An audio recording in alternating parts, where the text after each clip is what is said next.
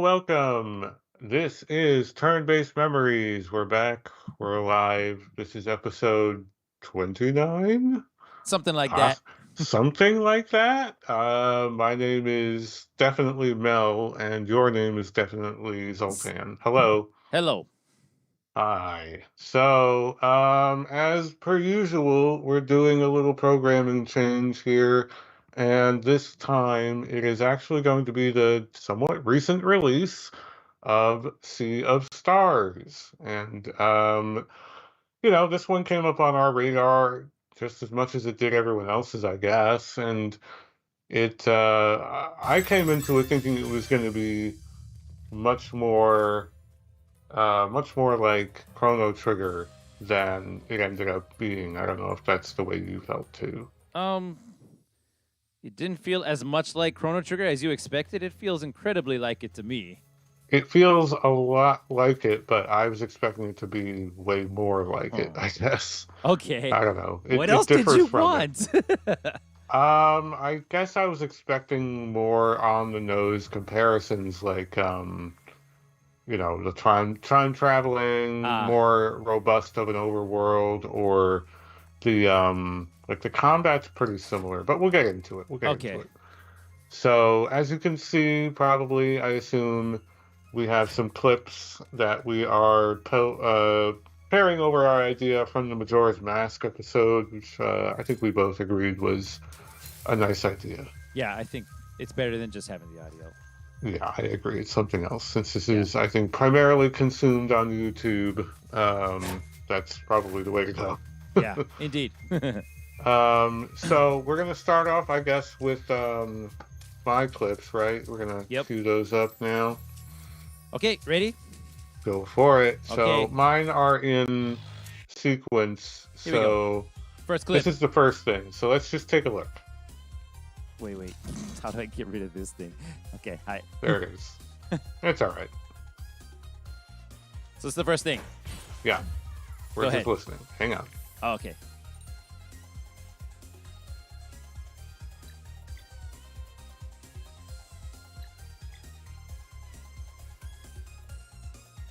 And okay, pause it. Hi. So, did you notice anything in that clip that at all stood out to you?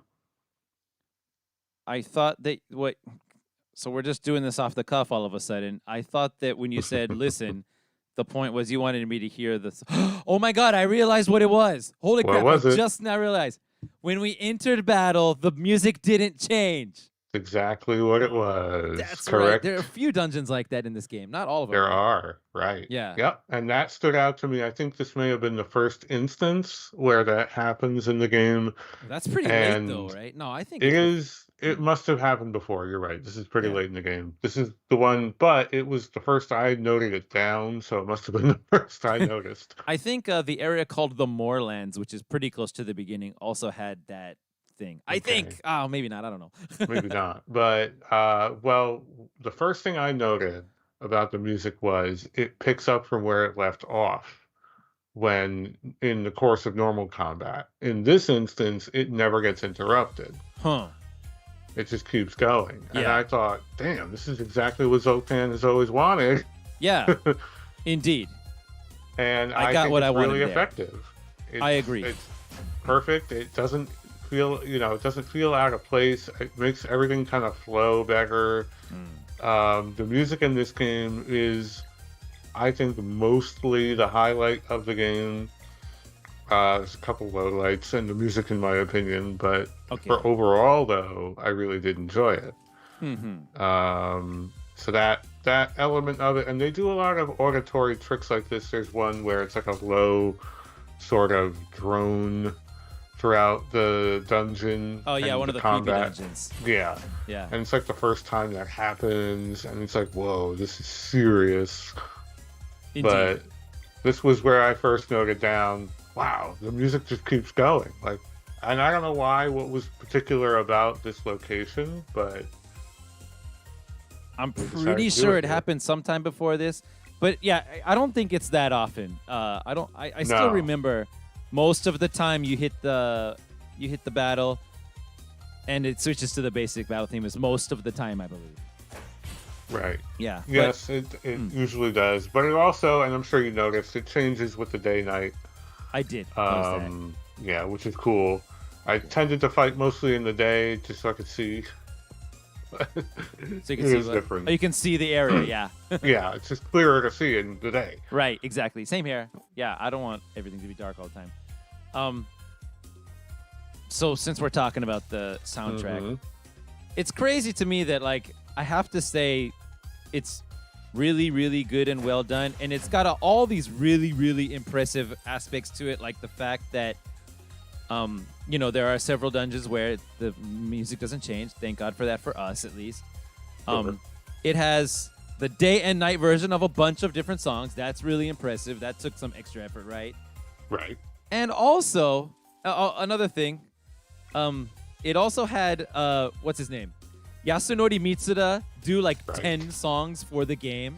Yeah. Including my favorite song, I think, which was the sailing music. And the other, I would say the most impressive thing, though, about all of it, aside from it just being generally high quality, is that you have that band on your ship that plays a whole bunch of remixes of a whole bunch of the different instrumental songs in it. versions of everything. Yeah. That's crazy. That is good. I noted that down too, and that's in some of my further notes. Is the pirate band is really cool, and their animations are timed to the music. I don't think I noticed that. It is, or it's close. It's maybe not like perfect on beat with their instruments, but it's not every song is not the same that they do. It's timed differently. Right. It's supposed to be on the beat. That's impressive. That's cool. Pretty good. Yes. Pretty good. If they put that in, like, if they put all that much effort into any other game that had a soundtrack that was even more my type than this one, I'd be going out of my goddamn mind. Despite how high quality all the music is in this game, most of it doesn't like make me say like, oh yeah, this is my jam. Oh, I Me can't neither. Honestly, me neither. You it's too, not huh? quite. Yeah, it's not quite what I would. It's not what I would seek out on my own. Right. Like I'm not going to go back and circle. Listen to the soundtrack after this. Right. Right. Like in the, but the thing is, as when it's playing, I can totally hear everyone who's not me saying like, "That's amazing! They totally nailed it! Oh my god!" Like I remember right from the beginning when you're having the flashback where your kids and you're learning. No, I'm not. It's not the flashback, or is it the flashback? When you're in that first mountain dungeon where you're gonna meet Garl and you're going through there, and it's got that flute part. I'm having trouble remembering it now, but it's got the flute part and it sounds all tribal, is what I want to say. Okay. And tribal's not really the kind of sound that I go for, but there are lots of people who do. And as soon as I heard that, I was like, dude, people are gonna go crazy for this because it is really catchy at the very least. Right. So yeah.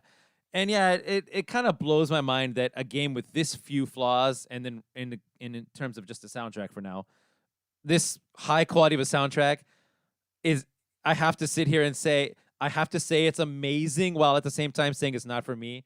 Feels kind of weird, to be honest. Well, you can recognize when something is like high quality without it being for you. That's not impossible to do. I guess so. But the genre is not very extreme. Like, it's not like I'm a person who likes all kinds of music except heavy metal listening to a heavy metal song, right? This has multiple different genres and Sure. there's nothing terribly extreme about most of the music, although there are a couple extreme heavy metal songs in it. Yeah. The music kind of does take a turn at some point. Indeed. Yeah. Yeah. Let's go on to the next clip because I think this will kind of move into something else. Okay. Here we go. Here we go. So this one I'll talk over. So this is just a quick example of the shopping. Oh yeah, we care about that. What do you think? Is it okay? It's perfect. It's the exact thing, and it's not hard to do. It's not hard to be perfect. Yeah, it looks easy. This. Yeah. But you'd be surprised, I guess, not surprised, how often so many games get it wrong. Modern games, old games, all across the spectrum, they just don't do this where you have easy stat comparison, then you know who's can equip it, you know if they have it equipped, you Yeah. know how many you have owned, Yeah. you can sell the thing that you're replacing right away in Yeah. one click, Good point. you know, all of that in one screen. You're not going back and forth. You're not like hemming and hawing over like stats because it's like, was this an upgrade? I don't know. How many do I have? Oh, I already got one. Shit.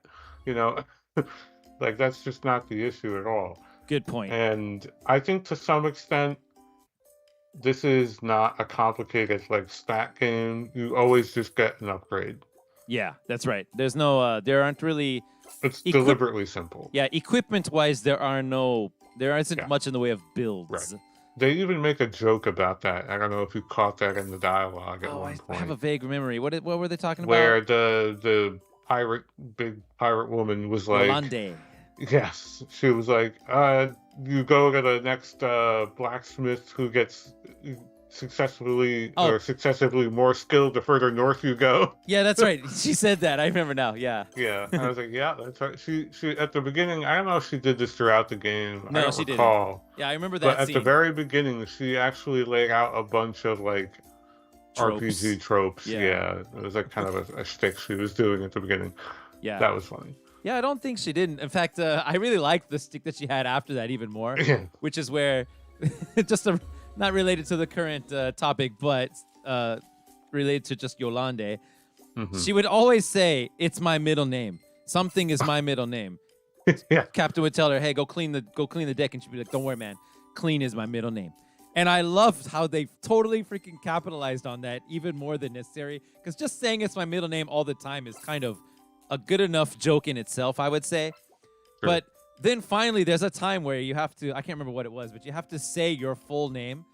And she says her first name, Yolande. Oh, And then, forgot about that. yeah, and then every word that she ever said was her middle name was actually in her middle name and then her last name at the end. I was like, oh man, they got me perfect. Good job with that joke. That's actually really good. I forgot about that. I saw the big long middle name and I was like, oh, I guess that's a joke. I didn't realize that was literally everything she ever claimed was her middle name. Yeah, it was like clean and yeah, it was all Yeah. those things. That's awesome. Yeah. So yeah, you're right about the shopping though. I see that you're filthy stinking rich here, man. I know. I guess I was. I don't know where I got all that money from, to be perfectly honest. So I there don't know. Yeah. So let's you- mention that so the shopping is good. That's really all I was to say. You explained it perfectly. I don't really have anything more to add about that. Let's talk about the Uh-huh. economy of the game. Sure. Uh, the main sources of money, you don't get them really from battle directly. No. I think you get 1 gold per enemy, right? It's something like that. Not even sure. Yeah, I think I noticed it, like myself getting like 1 gold or whatever. I don't even know why they Mhm. bothered, to be honest. But all enemies, all enemies at the end of the battle drop a bag, and you get. It's always the items you always get are always just cooking ingredients. Yeah. Yeah, so I thought the whole thing was okay. That's for survival. But Me eventually, too. I'm sorry. Me too. Right? That's what you need because there are no potions. The only healing items in the game are the cooking items. So Cooking items and then the healing that you can cast. oh, that's true. You can cast a couple of healing spells, but MP is Yeah. really tight. So it's not the kind It of is. game, right? It's not the kind of game where you think to yourself, "I want to save my items," and so you just use your healing spell out of battle. But Mhm. you can't really do that. I mean, you get MP back for attacking the enemy, which is cool. But I'm sorry, I shouldn't be showing this yet. You get MP back from attacks and all, but then you have to enter battle to do that, right? So, Mhm. so the main sources of money in this game are, indeed, selling back the equipment you don't need anymore. You don't need to keep that for any reason. That'll give you a good chunk. You find occasionally in treasure chests and around these. Oh, it's gonna pop up right away. Let's just pause it on here. There, sapphire ore and obsidian ore. You find ores, and those Right. are just for selling. But if you just have that, it's not enough money if you want to get all the upgrades every time you go to a new place and buy all the recipes and stuff. So what's the next best thing you can sell? Well, The next thing you can do is there's a side quest if you found it to do this quiz game, and you win more of those ores from doing that. Have you found that quiz game Oh, side quest? no, I never found that. It was in the Wraith town, Wraith Island. Lucent is the name of the Oh, town, right? okay. Yes, Yeah, yes. it was in Lucent town. Okay. I don't remember how, but it was fun to find it. And yeah, you go there and they quiz you. It's like 10 questions. You have to answer the questions perfectly to win, kind of a thing. Is it questions about like the game? The game, yeah. Okay. So the easier ones are like, how much MP Something uh, cost. Yeah. does whatever cost? Yeah, exactly, stuff like that. And then it gets to a little bit harder stuff. Nothing too crazy. Just did you notice it or not, kind of a thing, hmm or hmm do you remember it or not? And you can try as many times as you want, and then you'll get the right answer eventually, right? hmm And they're all multiple choice, so just choose the right one. You get a whole bunch from there, but you have to find those, and then every time you want to answer them, you have to go to the Wraith town, or I'm sorry, to Lucent town to do it. Right. So one day I was like, I'm looking at this cooking menu, and I'm thinking if I cook the most expensive one and sell them all, I'm gonna make tons of money. But that was a pain in the ass. So I Sure. just sold all my ingredients one time. I just sold like half of my ingredients without cooking Uh-huh. anything, and I got 999 gold in like an instant. Wow. I So never did that. I think that's the way to go. I mean, there are a few It must things. be. So I was very stingy with my healing, and probably because that's the way we are, having played these games forever. Yeah, You always hang on to all the resources, whatever. So I made like, I don't know what it was, the not the mushroom soup, but the one that heals your entire party for 40 HP. and heals you a little Uh, bit of MP. Is that one? I think it was just HP Okay. for the whole party, and it's like 40 is not like a lot once you start getting later on in the game, but that's like Yeah. mostly what I used. Yeah, I And was the same then, way. I wanted the full party ones. hmm and the what I mostly relied on was the healing spells whenever I could. Like I was very stingy because I knew you could only hold 10 food items, That's right. and I was always afraid of running out. You couldn't just store a bajillion of them. So, Exactly. and then you also had to be at a cooking station to make more. So, even though the game's really generous with how many of those they place and how Campsites. far Yeah. apart they are, yeah. And the campsite heals you, so you don't even Exactly. really need to cook like when you get there to heal. It's just so the game's generally generous in that Indeed. way. So I'm not sure how I ended up with that much money. I mean, this is maybe halfway or more through the game Yeah. at this point in the video, in this clip. Yeah. You're in the But underwater town, so yeah, maybe so this halfway. is where you Yeah. first, close to halfway, if not a little after. And this is where you first get to sell off the conches or turn them in, I guess. Yeah. Thank God I Um, found that. I was going out of my mind. I was like, I know they're gonna fucking have it because they're really well hidden. So they really want you to like pay attention to where these stupid things are. Yeah. And the rewards are pretty good. I don't know, how many of those did you turn in? I turned All in of all them? 60 of them. Oh, what Yeah. was the last reward? I have to know. Um, let's get to that later You because want it to get comes to up. that later? It comes up, Okay. yeah. All right. So then Cool. let's get to the next clip. Let's go to the next clip. Yeah. So this is more of a visual element. So this is really late in the game. Yeah. This is when you get to the literal sea of stars that the game is named after, Indeed. Which which is was what? It's supposed cool. to be space, I guess. I guess. Yeah. I Right? mean, You go to that's kind different of, worlds, so yeah, yeah. I mean, at the end of this game, you are flying around literal outer space. But this part I clipped because I was very shocked by the visual effect that they pulled off here. yeah, Was yeah. not expecting this at all. Right, it's totally different. It's like, I mean, so if you want to consider this another nod to Chrono Trigger, there it just kind of flashed in. The boat Yeah. turned fully 3D model for just a moment. Right. Well, it stays 3D for a while right here. Yeah. Like and Here you we get go. Here we real up go. on it. That Like I is was like, holy crazy. shit! Like I thought for a minute the rest of the game was going to be 3D. They should have I done would have that. shit my pants if that's what happened. Oh, I agree. Yeah, I wonder. Oh, that's Because right. you're controlling it at this point where you're moving the ship around. So it's like, wait a minute, really? And then Yeah, that's right. they go back to it. But they rendered this boat in 3D for, a This one while. scene. This one scene, and I don't know, it like broke something in my brain a little bit because modern games do this a lot where Yep. 2D games tend to be like rendered in 3D, but they're just 2D sprites. Like modern 2D games, like Shovel Knight was that way, Oh, where it was it was actually a actually 3D a game, but 3D game they that just show had you from the multiple side. layers of sprites. They only show you one angle of it. I see. So, and because that's just easier to develop with modern Hmm. tools. So I guess they did that So here, probably. I'm sure they did, Yeah. but it's just something in my brain was like, well, you're not allowed to do both. Like, what? Yeah.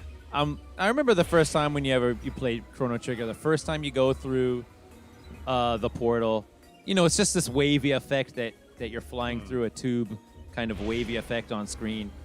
And it's nothing special, I suppose, but back then it was kind of impressive for the Super Nintendo. And so you're like, whoa, that's pretty cool. They took that to a whole new level here. Yeah.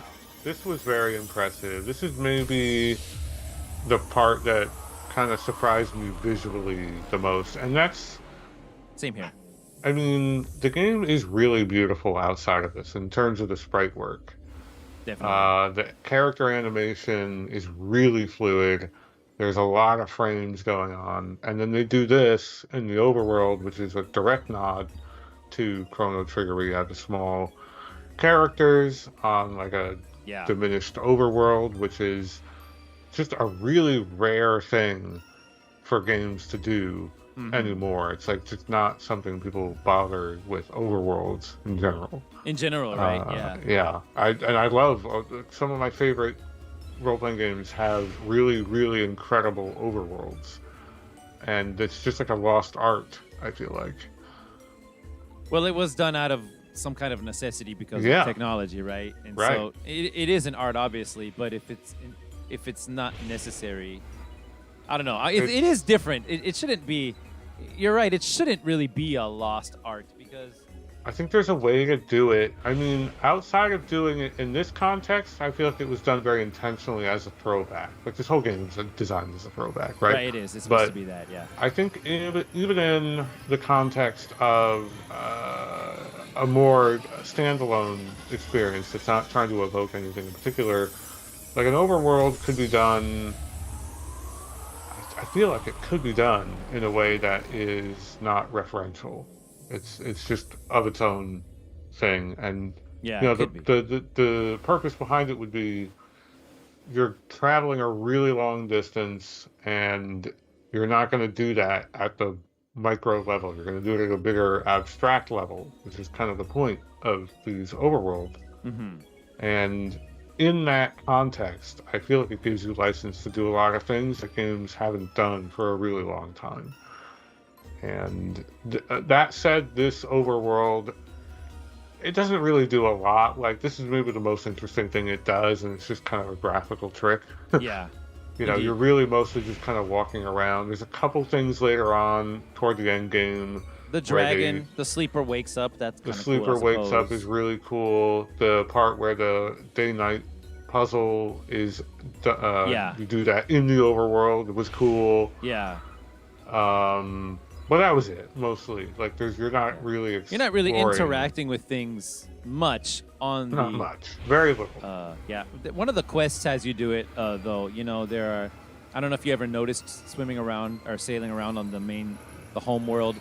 If you could see those little diamonds The that light diamonds, yeah. up in the ocean. Yeah, there's Yep. one of those side quests that you can do is that. Yep.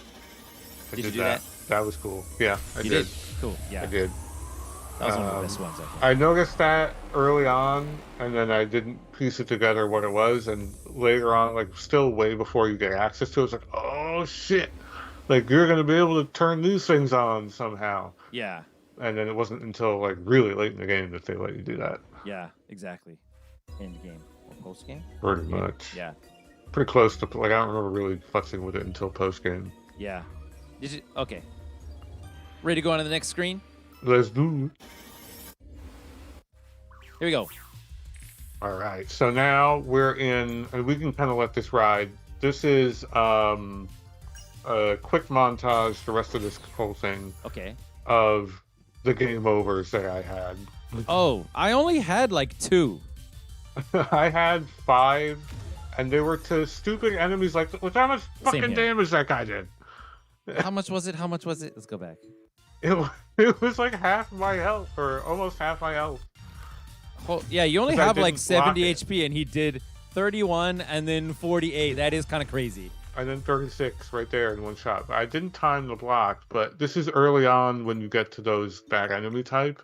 And the Yeah. enemies are fucking tricky. And the rest of this is all the game overs. Yeah, I know. I remember these zombies, man. This whole island. That guy, I had a real hard time blocking that exact move. Yeah, but I mean, blocking aside, man, the way the stat balance for enemies and bosses is, it's pretty wild. I think the bosses are really long battles. Like, Yes. I remember the very first time I played Chrono Trigger when I was like 17. It took me that much time as an adult now to beat these bosses. Like, some of them were 30 minutes or more. Yeah, they're long. Yeah. And then, but they don't, most of them don't have unbelievably powerful, oh God, we're going to die now, what do I do? Right. Moves. It's just long and it makes it epic, but I never really, most of them, I didn't feel like I was in danger. But normal enemies, man, you sleep at a campfire. The very next battle you get into with a normal enemy takes like half of all your guys' HP. It's like, am I going to walk back and like rest after every battle? So. But that respawns the enemies, so you're not getting anywhere. I mean, you could avoid them, I guess. Wait. Does resting respawn them? I don't think it does. It doesn't. I thought it did. I don't believe. No, it doesn't. I'm sure I did 100 times. Where I went somewhere, all right. I always avoided back. doing that because I thought it did. But No, maybe not. It's like a pain in the ass to grind in this game because, like, the only things Oh, that because they respawns never the show enemies. up. Yeah, the only thing that respawns the enemies is saving and quitting back to the title screen or leaving the entire area to the world map and then coming back in. Okay, that's okay. Yeah, so if you want to grind, you have to find a battle that's right next to an entrance to an area. And so right in the beginning of one of these Wraith Island areas, there's 4 of these zombie dudes all on different sides of your party. Ooh, yes. That is such a brutal battle. You get a lot of experience points for it, though. Positioning in this game is deceptively important. Indeed. And they give you a super sweet move with Garl, where you can throw one of the guys next to one of the other guys, and if all the other guys are all together in a group, you'll get everybody all up in a group. That's pretty useful. And then you can sunball all of them all at once. Sunball. It's all about the sunball. It was all about sunball for me. That's how I That's how I built spec'd my out, characters. What's his face? Zale? Zale. That's right. Yeah. Forgot his name. I pumped him up magic damage all the way. Every time the same thing. Every chance I could. And Valier always physical. I did the same thing. That's weird. Yeah. They must have kind of encouraged that. So this was another game over that I had. And then, oh no, this is after that fight. This is just showing that when you die, you get all your HP back. Yeah, you do. Even though you're checkpointed somewhere that you didn't save at. They checkpoint and restore your health. That's Pretty right. generous. But if you happen to go a few areas where it doesn't autosave when you walk in, it doesn't autosave every screen change, just certain ones. Yes. If you happen to go multiple screen changes, you have to go back to the save point. I had a death like that. Yeah, I had a real tough fight. I forget where, and I was like, I was so close, and then I died. I think I don't know if I actually recorded that one, but. And then I respawned thinking, I know exactly what to do, and then I had all my health back and my mana, and I was like, oh, well now I know I'm gonna win. Yeah, exactly. So here I just got walloped by that fireball for more than like 90% of her fucking HP right there. Yeah, that was a and lot. That's 30 move on everybody. That's like... From the book. Right, I just from think a this is the random first time book. I'm fighting this book, and I had no idea what that attack was gonna do, and it's like deleted my party in the next hit it does. Okay, so Because this is a I, good this is a good place to pause. Okay, so this okay, is the whole. So let's talk about the battle system in general. sure, It's got this lock system, which is an awesome system, right? it's Is it? very good. It is, right? Does it not drive you insane when the locks come up? I think they're random. When the locks come up and it's like Impossible it's to either unlock. impossible or even it's like a huge problem. So in this case, what would you have to do? First thing you'd have to do is you'd have to have Serai not dead. And the first Yes. thing, no, it's impossible because they're both going to be It done. is impossible Right. because Yeah. given the situation I have with the boost or whatever it's called, I don't have enough resource to even if Either everyone of was them. alive, whatever. You can't do either of them, It's can an you? impossible. Ah, I think that's yeah. on purpose. I think it's on like because if you break part of a lock, the It- attack does less damage. that's correct. Yeah. So there's that. And so I think that's part of the reasoning behind it. The other thing is that you do have tools that let you stun enemies to increase that timer. You have to And use it over and then over again in the later one game, I feel like. Yeah, I was using it all the I've time. definitely used it That to get my Serai one. ass out of trouble. Yeah, Yeah, she does the kick. yeah, Yeah. it's called Disorient. It adds Mm-hmm. +2, but then the turn is over, so it goes down 1. So basically, it's like amounts to +1. Right. But it's the only way to do it. Lots of times. That's the only way you can break certain locks. And certain big attacks, like you were saying in the boss fights there, I didn't feel like there were big, like, oh my God, attacks. I feel like it would feel more like that were true if the lock system didn't exist and you could never cancel those attacks. Because there are bosses that do have pretty strong friggin' attacks if you don't break them. That's true. Yeah, right. I guess one of the reasons I felt like the Because you bosses were weren't that breaking them. scary is because I was constantly breaking them all the time. Any Yeah. boss battle where there's only one of them, it's all of a sudden not all of a sudden. It's way easier than if there's multiple. It feels like that's true, yeah. But you can do it wrong and get yourself in trouble Yeah, where if you don't build up your resource and wait for them to throw up a big like breakable attack, then you don't have anything to break it with and you're screwed. And you're exactly. probably not gonna die, but you're probably just gonna take a bunch of damage. Yeah. So yeah, one of my main ways to deal damage was hit the enemy 3 times so that they drop all those live Yeah. mana balls on the ground, Mm-hmm. and then have Zale absorb all 3 of them and do Uh-huh. Sunball. There you go, Right. Sunball. And then right I would after that, they bust out a big ass lock, series of yeah, locks. It's that's like, the damn it, trap. I don't have any live mana. That's the trap. You have to Leave them. you gotta be patient and Yeah. hold on because and anyone who's played the game will know you can also get your character's like element added to your regular attack if you absorb just one live mana. Exactly. You just need one. So that is really how like you would break that block at the top of the screen by absorbing live mana with Zale, doing a regular attack, and then doing a any kind of lunar attack With with Valir. Valir, yeah. And you would need more than one turn to do that, but the only way that you could break that lock in one turn is with a combo attack, but you But would need a combo meter. I don't think it's possible in this case. How would you do it? Because I don't think there's any combo that does All those three? all I think 3 of there those, is. I right? think I there mean, might be. I I don't don't know. I don't think there was. Either Like, not with Zale, then with Sarai, but no, she doesn't have solar.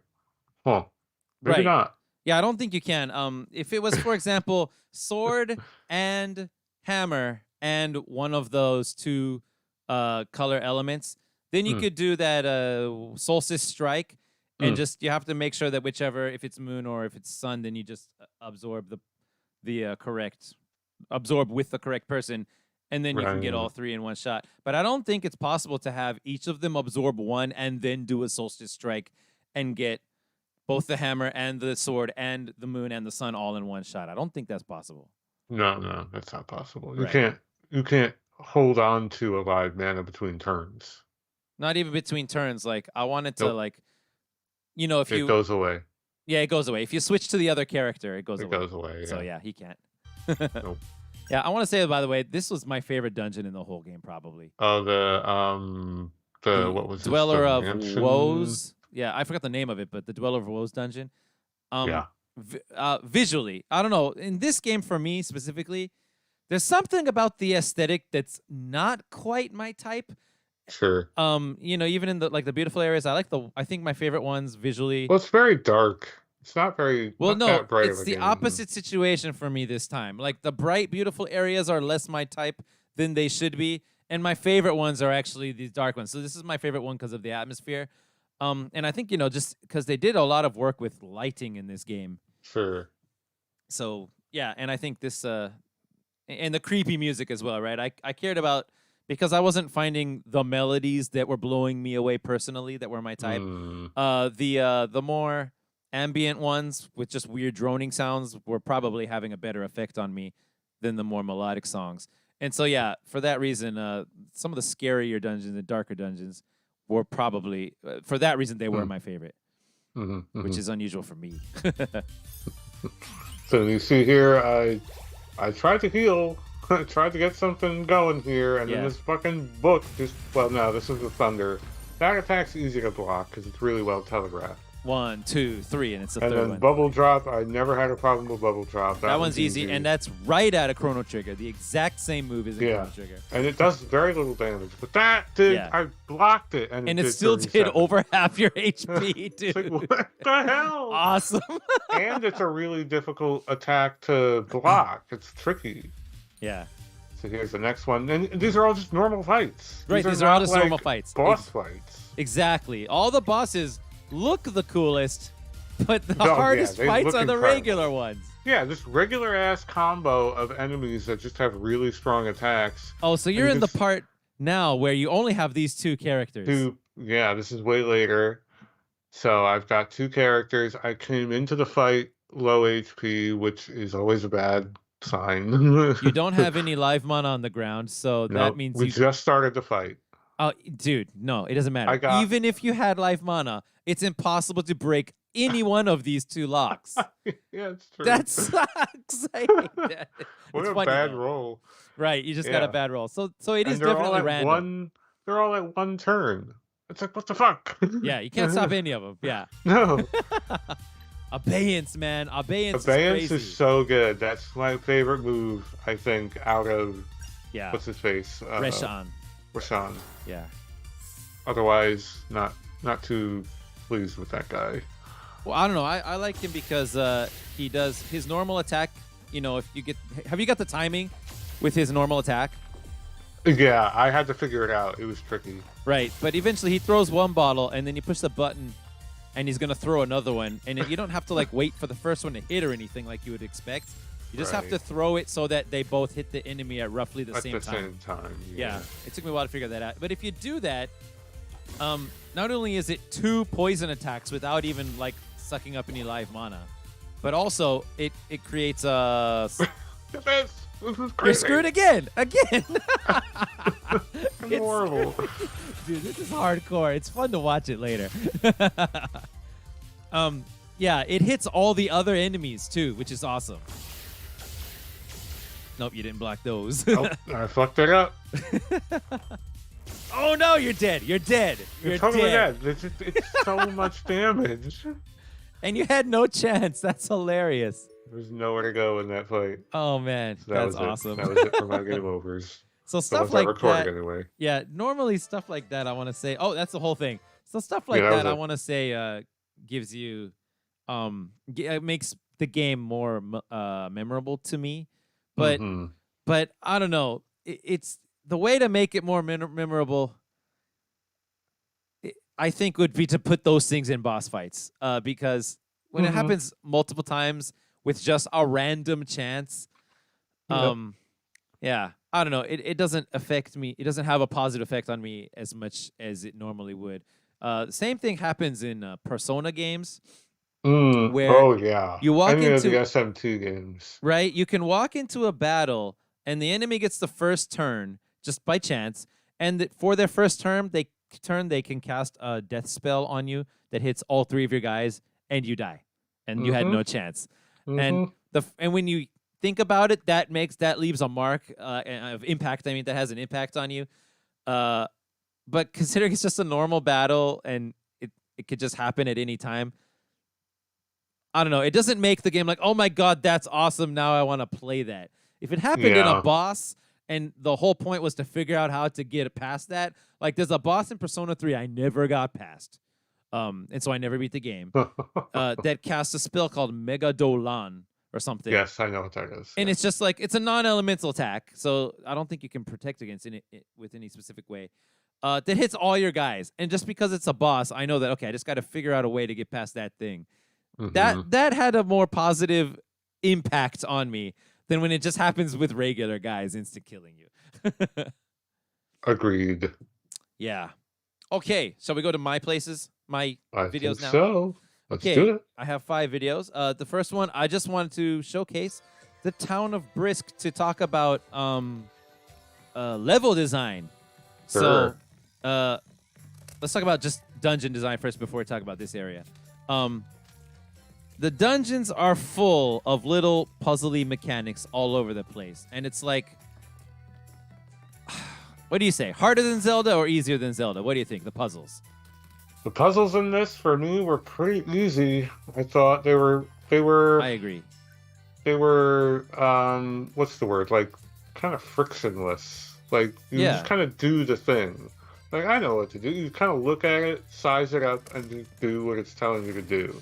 Like there were a couple sticking points, Yeah. and for me it comes down to one of the main criticisms I have of this game, Okay. which is the perspective.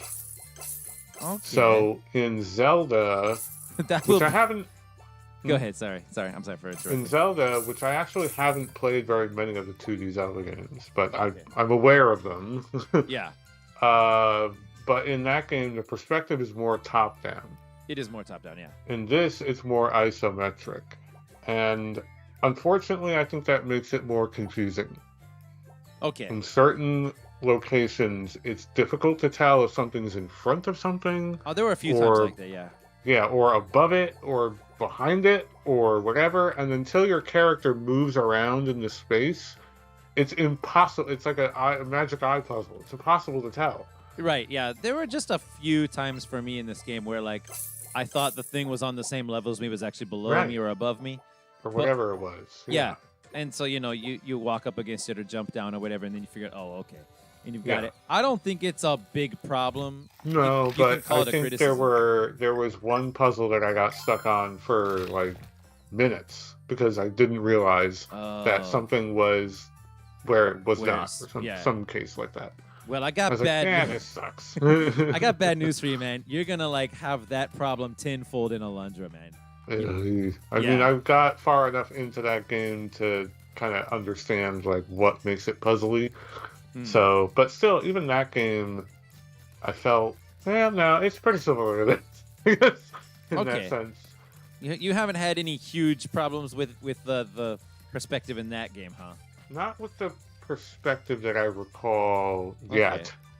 It'll probably happen a few It'll times. probably happen. Yeah. Okay. So, yeah, I would say that this game's puzzles are easier than Zelda, and of course they're gonna be way easier than Alundra.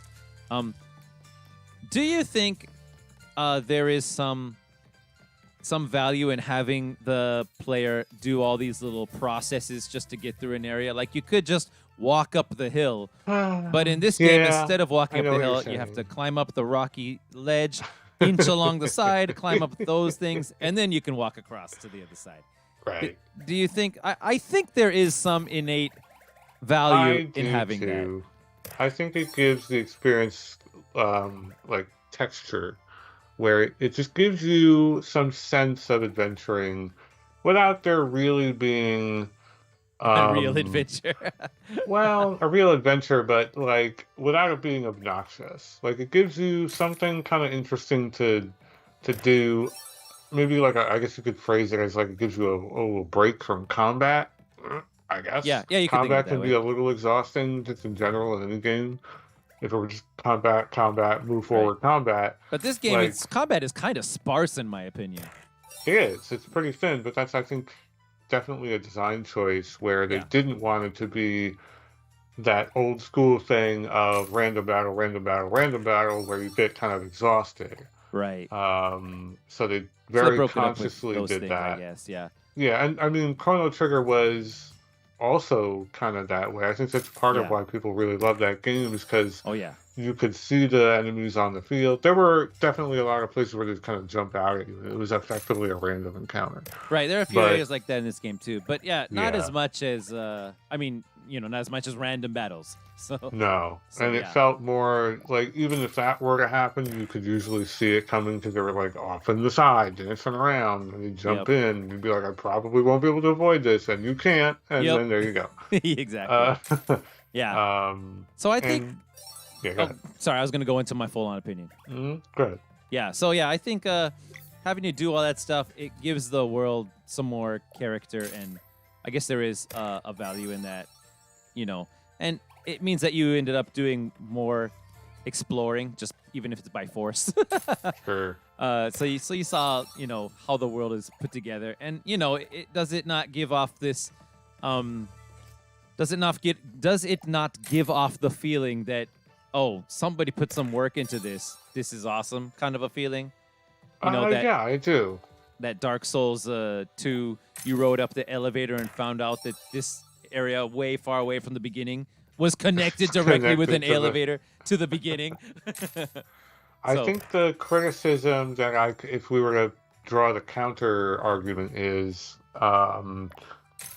so a lot of people's biggest criticism of the Uncharted games is that there's a lot of sort of stakes-free platforming that happens that breaks up the part where you shoot the guns. I see. Stakes And free, huh? yeah, because you're You kind of can't fall to your jumping death or from anything. handhold to hand. I mean, you could, but you'd have to deliberately do that in those Okay, games. I see. And it's very obvious what the next move, like you're jumping from handhold to handhold or from ledge to ledge.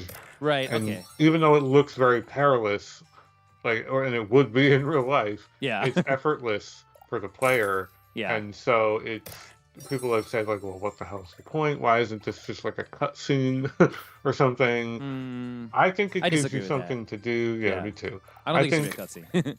not only that, but in terms of this game, I think they do a decent job sprinkling in little collectibles and things and treasure chests, and you're not just moving around for the look of it. Like in this clip, it's in a town, but in the dungeons, there's a reasonable sprinkling of side areas that have treasure chests Oh or yeah. whatnot.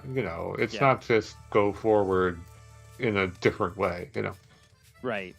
Yeah. But a lot of JRPGs don't even have, if you will, they don't even have level No, design, right? A lot of them they don't. really don't. Yeah. They really don't. Nothing that you could say is, important at all. It's a corridor, or at best, it's like a maze. Yeah, right. There are mazes, but yeah, it doesn't really go much beyond that. You Not just really. sometimes you go over to the side and hit the switch. That's a little bit better than nothing, Yeah. but it's still not much. But this game has dungeon design. Alundra has dungeon design. Zelda games have dungeon design. And maybe Chrono Trigger had some dungeon design. And there are a few others that have dungeon design as well. Did you find this Yeah. guy? I did. I think I got this reward. It was you like have to nothing, get- right? What was it? I don't Money? remember. It Or an may have ore? been money or a conch. I don't know. I don't think it was a conch. Yeah. Oh, there we No. go. Question Oh, it was a pack number 2. question Okay, pack. I needed that. Okay, I needed it. Okay. If I wanted to 100% the game. In the end, all Sure. those question packs gave me is more items to sell for money, but yeah, okay. And this is before I even know what the... So it was question pack 2. I never found question pack 1 yet. And I never got to Wraith Island yet, I don't think, here. Yeah, so... No, this is pretty early. Yeah, this is my first time coming here. So, yeah. Overall, I would say the dungeon design with all those little puzzles... better to have it than to not have it, I would say. What do you think? Agreed. Yeah. But I think if I'm gonna have it, I think if I could have anything I want, I'd prefer that it actually is like the more Alundra way, where you walk into a room and okay, now I gotta figure this crap out before I can go anywhere. Sure. A little bit hard puzzle might be better, and there were really only a couple that I thought had me stumped for a while. In my case, it wasn't the perspective that was giving me problems. It was I'm in the room and I'm like, I don't know what to do here exactly. And then I had Hmm. to realize, oh, that thing is actually a block that I can push with my wind attack button, Sure. In right? And this game, right? this game I'm talking about, yeah, Right. yeah, because in the middle of the game you're gonna get the ability to move blocks. You don't have it at the beginning. Right. Right. And then later they put like flag poles and ladders and crystals and things on top of blocks. And Yes. at the beginning I was like not noticing that is actually a block I can move. So that was the thing that was making it take a minute or two for me to figure out a puzzle. But even then, I figured it out pretty quickly. I wouldn't say that I had a hard time with any puzzle except for one, which I figured out. I didn't figure out. I cleared with luck by just messing around. I'll tell you which one it was later. All right. Yeah. So that's the dungeon design. Overall, pretty cool, but not difficult or challenging in any way. Yeah. Now, I think a lot of it is helped out because the movement in this game is so smooth. Like just moving around in this game feels good. I suppose you're right. Yeah. I hooked up a controller to my computer. I played on PC, even though I always play on Right. console usually. But this time I played on PC for ease of recording. And Sure. yeah, and I hooked up a PlayStation controller, and I did check out how it works with the analog stick, and I tested it. There are only 8 directions of movement. There is no like Right. analog. Not really. What do you want to say? Compatibility, if you will. FF8 PS1. If you hook up if you use the analog stick, you can move any infinite number of angles or degrees, sort of, if you will. Right. It's a Yeah. fully 3D game. This is 8 or whatever directions. Yeah. Yeah, this is exactly 8 directions. Yeah, you can't go Yeah. between the 8 by using No. an analog stick. So I just use the D-pad in the end if that's the way it is. And the dungeons are designed that way. I don't think there are any corridors that have the hallway moving in a curve, so much of a curvy No, way. it's very angular. Yeah. Totally, 45-degree angles all around. So Yep. that's the dungeon design. Now, what do you think about? This is a thing that happens in every game. Oh, you're about to find a secret. Have you found this secret, Mel? Yeah, I did. You I did good job. Someone called it out though. There's Yeah, they call it out. an NPC who says someone's playing under the dock. pier. Yeah. Yeah. Yeah. So I found this thing, and this was the first time I was ever excited about the shopping. Well, this brings up a good point. I don't know if you were about to bring it up though. Go ahead. Was the relics? Did you use these? So that's an interesting thing. So first of all, this is the one time, we always talk about the shopping, and you always care more about the what'd you call the interface, Interface. and Yeah. I always care more about what's available to buy, Sure. the quality of it. And this is Yeah. the one time, every shop has a equipment upgrade, so that's good enough, I suppose. But Uh-huh. I always want there to be a thing that I want to save up for. I always want there to be more things to buy than you have money. Okay, Which yeah. is sometimes the case, but then later I found out you just sell all your ingredients and it's enough. Mhm. But this was the one time I was like, dude, I gotta get that thing, even though it's only for non-boss enemies. Still, that's pretty useful, right? Sure. The Eye of Yomara. So I saved up some money, and as soon as I had enough money, I came back here and got the Eye of Yomara. Later in the story, not in the story. It's in a shop that's not hidden, and you can buy it from them, same price and all. So I got it early, so still I got what my money's worth out of it. But yeah, this is the one time where I thought, dude, that's amazing. I want that thing. It finally happened. But otherwise, not too much. Now, what do I think about the relics? I think they're awesome. The thing that I don't like about them, though, is that the best one in the game, right in the beginning, you get it. It's called the Amulet of Storytelling. It's like the strongest thing ever. It auto heals you after every combat. So it's like jeez. totally, you have it, dude. You have it. Yeah, I know. I know. You have it too, right? I never turned it on. Right. So that's the thing. You get that one at like basically the same time as you get whatever the next one, the Amulet of like Guardian or whatever, which it lets you take. It gives you like plus 40% defense or something, or 40% less damage from enemies. So I'm looking at those early in the game, and like these are the two strongest things at the end of the game. Even there's nothing stronger than basically Right. these right here, man. And I'm kind of annoyed that I have them in at all, because you look at the one that lets you take 40% less damage from enemies, and it says right in the freaking description for people who want a less difficult challenge. Right. And I'm like, God damn Exactly. it. They're like trying to wound my gamer pride, if you will. Not that That's why I there's didn't use them. I was like, no, it won't turn so me I didn't. on. So I didn't use Right. them. I didn't. I Yeah. didn't use them either. And at the beginning, at least for the purposes of us reviewing the game, it's probably better that we didn't, because then we understand what the how the I healing think the economy intended. works. I think the intended experience, like the vanilla Yeah, normal experience, is is with to them not off. those. And I think they're Yeah. there super early. Just it's an adaptive way to have an easy mode, basically. Yeah, Um, exactly. So I mean that's what they said. And I don't yes, want to have exactly. easy mode, Me neither. but after that I used whatever came up after that, because I don't want to get a bunch of awesome new things that I'm not supposed to be using, right? Yeah, I was very conflicted on it. Partway through the game, I totally forgot they existed, and Mm. I was like, "Oh yeah, the relics." Right. Too. So I remember this. All three of these I remember. The Tomb of Knowledge just gives you plus 20% experience points just forever after that if you have it on. So I Right. took that. Mm-hmm. Dubious Dare makes the enemies That way makes it harder. harder. Yeah, Yeah, I didn't do that. me neither. Yeah, I didn't feel I like didn't it. do it. I didn't turn any of them on except for the flare Which one that does that do? signals when you've successfully Ah, timed a block or an attack. indeed. Yeah, I turned that one on. No, I turned on tons of them after this though. I didn't turn on the first two Mm-hmm. though.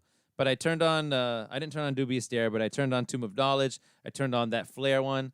Um, I think I turned on this double edge one later. What this one does is it makes it so it says that it nullifies the enemy's defense boost when they have locks when they're casting. I didn't know that they Huh. were getting a defense boost when Me they had neither. locks on. Right, but when I read that, I was like, whoa. But then it makes them take less. I'm gonna say they have even less damage when or they have more damage when they're not casting or something like that. Okay. And Yeah. so I didn't want that. But then later I got a thing that like uh reduces the amount of damage they have when they're not casting or something. So I decided to turn them both on, thinking that Mm-hmm. I was getting some kind of bonus. I'm not sure in the end if I got a Right. bonus out of that combination or not. But so Hmm. I did that. But yeah, I turned most of them on. Gotcha. Yeah, I was conflicted. I wasn't sure if I wanted to or not, so I ended up just turning the flare on. I personally kind of just wish they said, "Do you want easy mode or normal mode?" so that I don't have to Yeah. worry about, because I don't like the idea of having a thing that um I'm not supposed to use if I want Yeah, the it's full weird. experience kind of thing. So yeah. Yeah. So that Yeah. happened. So anyway, getting back to the original topic, before coming to this town of Brisk, uh did you ever in the past think when playing an RPG that it's some kind of a nightmare to have to walk to around a big ass town and talk to everyone and see what they're gonna say and check every house to see if it has a treasure chest? Did you ever have that experience, feeling? Of not wanting to do that? Sure. You have. Okay. Yeah. Yeah. I mean, it's very rare, a handful of games that I can think of where I felt like I really wanted to do that and Mm-hmm. actually went ahead and did it. I can think of two games, Grandia 2, I did that. Awesome. Grandia 3, I think I did that as well. And Mm-hmm. that's because those games are really well written, and the NPCs have a ton of constantly changing dialogue for some reason. Oh wow. It's weird. Like it's not like it's known for that, but they happen to have like everyone has like three different sets of things they say, and whenever you come back to that town, everyone has three more things to say. I'm like, that's Impressive. a lot. That's a That lot of is. dialogue. So I Yeah. felt compelled for some reason to read it, and it's well written. Okay. Cool. Yeah. I always had that feeling in a lot of games. Hmm. The bigger the town, the more I dreaded it. Yeah, And me so, okay, too. I just stayed in here. Honest, most of the time. Right. So, this town. Am I done gambling? Wait. Let's go back to the beginning. That's probably the better way. This town would be, now that it's over, it's fine. this town is like the biggest of those nightmares of all time. It's Sure. unbelievably, I want to say, it's unbelievably complex It layouts. is. It's really hard, and there's no map. Right. When you first walk in here or arrive here, you get one of those animated kind of CG-ish cutscenes where it shows the whole town from a distance. And dude, if you could like just snapshot that, that's probably the greatest map you would ever have, which isn't much. But, Yeah. you know, I paused once, you know, looking back at my video or whatever, and I was like, Sure. whoa, I can see the whole town, and it is exactly laid out in the game as it is in this CG scene. But yeah, man, this place is filled with secrets, tons of treasure chests, tons of a few different mini games. Oh man! But even though I refer to it as a nightmare, it's also impressive for that reason. I agree. So yeah, I think that's all I got to say about the level design. Ready to move on? Yeah, let's do it. Okay, so that was brisk. This I wanted to show. Oh. This is my favorite scene, I think, in the whole game. I didn't care. Let's go ahead and play it. I didn't care that much about Reshan Me neither. at the beginning. You know, he's the guy in the archive, and the archive does look pretty cool. And he's the storyteller, and I guess it's kind of cool that we're gonna have the narrator The on our team. Yeah, Yeah, but I didn't really care for him at first much. But you know, later on, this was the scene, I think. This combined with me talking to Teeks, the girl who is the historian at our camp, and I read the story of the two immortal alchemists. Did you read that one by any chance? I believe I did. Yeah. But there were a couple I know I skipped. Yeah, this is like every important character in the whole freaking game right here, right? Pretty much. This recurring boss battles, the four acolyte guys, Yep. A4 Rule, all of us, and also our two best friends, whose name I can't remember anymore. Yeah, exactly. Brugaves and her. Yeah, the woman. Yeah. And this was the moment, and then after reading that story, that I was like, holy crap. I understand everything about the whole world now. And even I want to praise this game for giving the entire world and its whole system of gods and monsters a very understandable and even believable backstory that even relates to us right now. And that story is quite simply, two alchemists discovered immortality and became immortal. And then one of them, the bad guy here, just decided to, you know, have fun making all kinds of monsters and terrorizing humanity with it. And then the other guy was like, yeah, I don't think we should be doing that. But so I'm going to make a system where a system for humanity to fight back against his monsters. And he was the one who created the whole Solstice Warriors system and that whole academy. And, you know, and he told whoever was in charge in the beginning of it to, yeah, just whoever, I'm going to deliver a baby to you. Like every year on one of the solstices, either the summer one or the winter one. And that person's going to have special powers, so raise them up to be warriors. And they carried that tradition. And yeah, I'm impressed by that story and that lore integration. What do you think, man? I like the backdrop of this, but for me, I felt like Ephraim and some of these other characters, I just had a hard time attaching to them. Oh, yeah. Like, Ephraim as a antagonist, I had a hard time figuring out, like, well, all right, so he's a bad guy. Why? Because he looks bad, and he's yelling at me, and, like, what is he doing? His whole thing, his whole thing is just he's immortal now. And now he's suffering because he's immortal. He says that during the scene, and when he first... Yeah, he does. He says, my suffering is real too, and we don't know what he's saying at first. Exactly. It's because he's immortal, and he doesn't want to be immortal anymore. And later he says, oh, how I wish I had the etherealness of being mortal or something. And I'm going to pause this because it's distracting me. so he just you know, but he has also, both of them have, they had a drive to learn every secret, all the secrets of alchemy that there could possibly be. They were alchemists. And Mhm. then by having that much drive, they figured out how to be freaking immortal. But even after immortality, they still had a drive, it seems, to figure out how to do more things. And one of the things that Aforul figured out how to do is make dwellers and world eaters, and he just had fun with that, I guess. So that's his thing, I think. Hmm. Got So it. Okay. I think. So I think. I mean, that makes sense. It Like makes sense he at the was very least, yeah.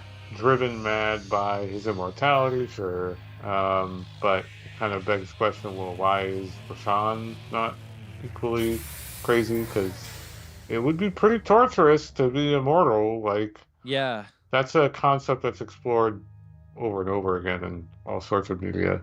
yeah. Like, if death is kind of on the face of it, sounds like a bad thing, but is it?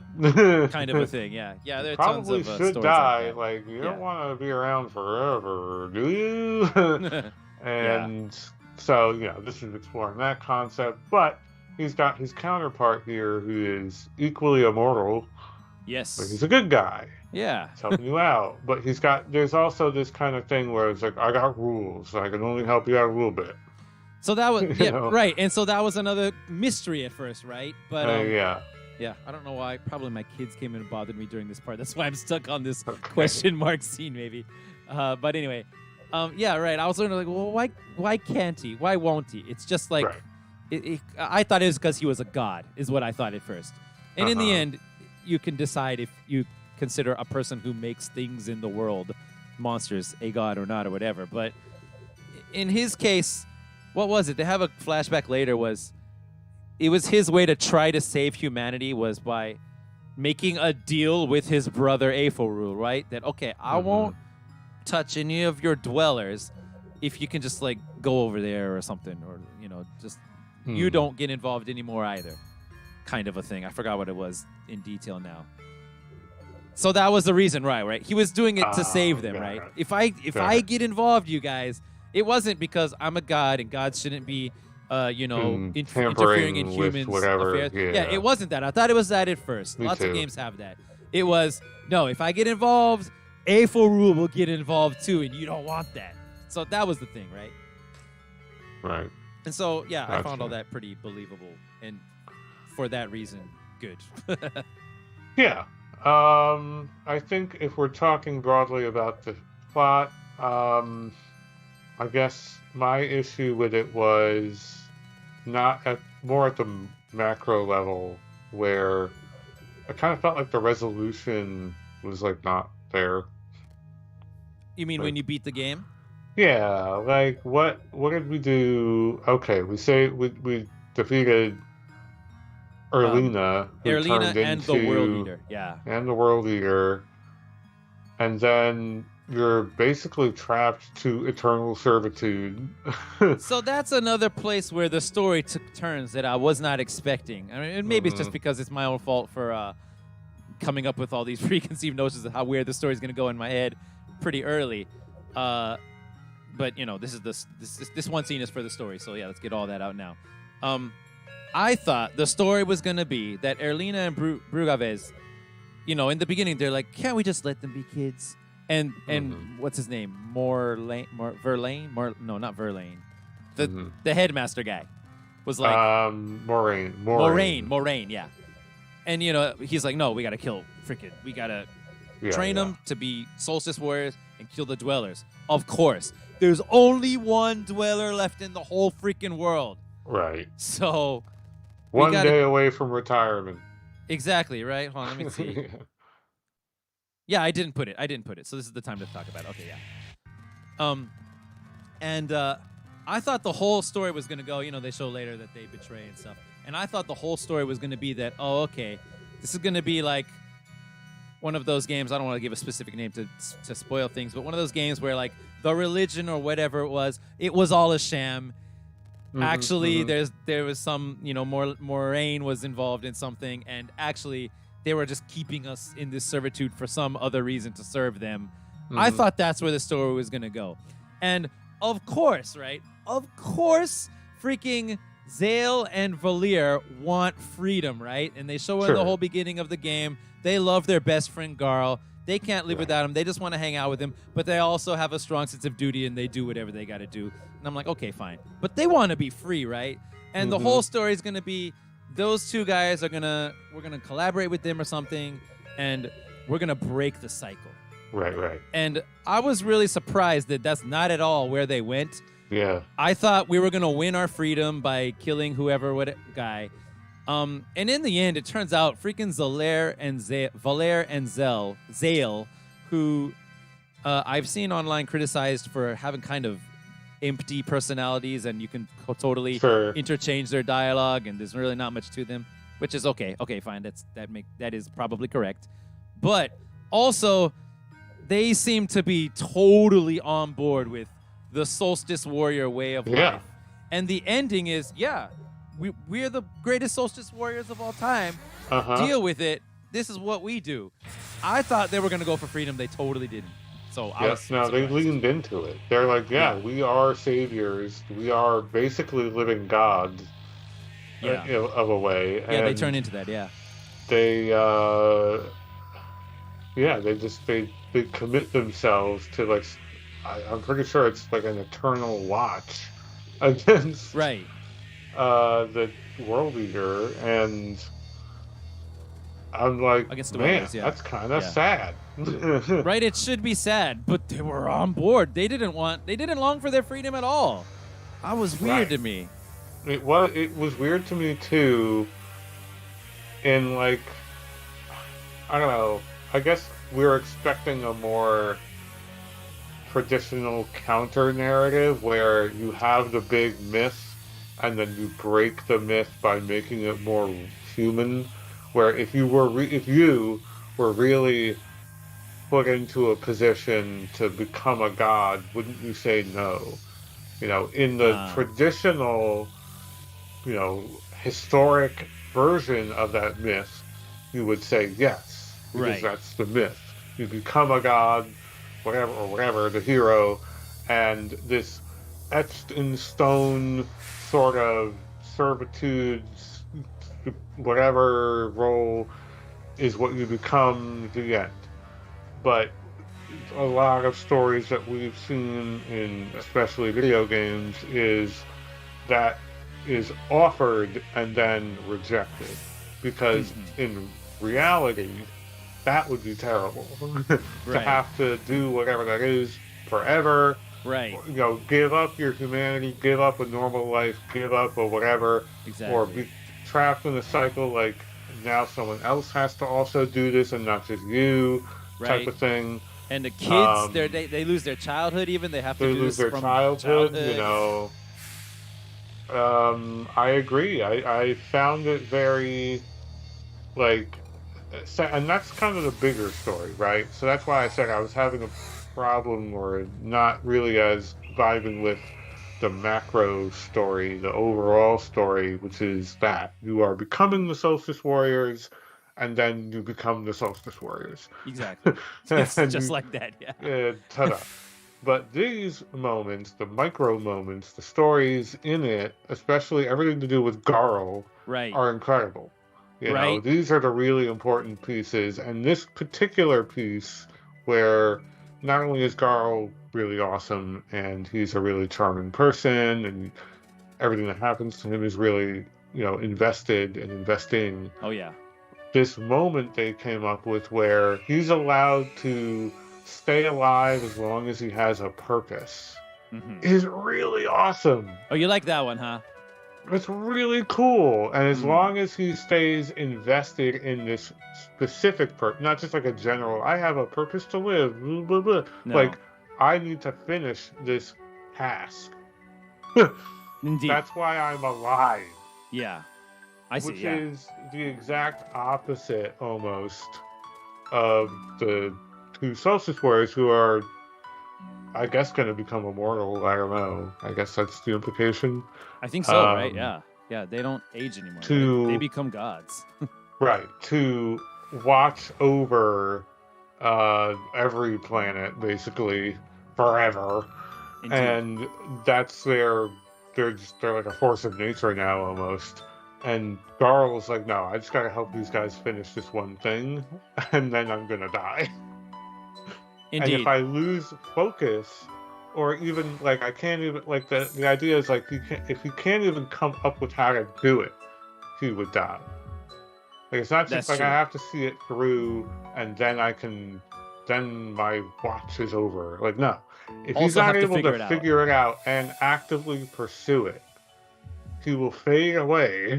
Indeed. Yeah. And that to me was like a really cool concept. Like he called on this magic borrowed time spell, and once again he sacrificed himself or a piece of himself, now his entire self, for his Yeah. friends. And just this above and beyond Mm. sort of loyalty. And he's such a cool character. He's really Awesome. easily the best part of this entire game. Rayshon is saying, dude, come on. I can't do it if you don't ask. Yeah, that was a cool moment. Yeah, and he remembered. I'm glad they flashed back because I didn't remember that. That was a cool moment. Yeah. And like these rules, like he has to ask. That's cool. That's cool. Like myth-making and lore. That's cool. Mhm. Like piece of it. Yeah, it was really cool. He's this warrior cook. He's like what a thing to be. I guess this is his theme song right here that's playing right now. Yeah, I guess so. It seems like it always. Oh man, I he think started it talking is. right away. Yeah, he's everybody's favorite character. I'm sure. He is, and then they rub your face in it. He dies for real, and you visit. There's a fucking funeral, and you Yep. go back and you visit his grave more Yep. than once, and it's sad both times. Yep. It's so good. They did a great job with him. I agree. I really do. I agree.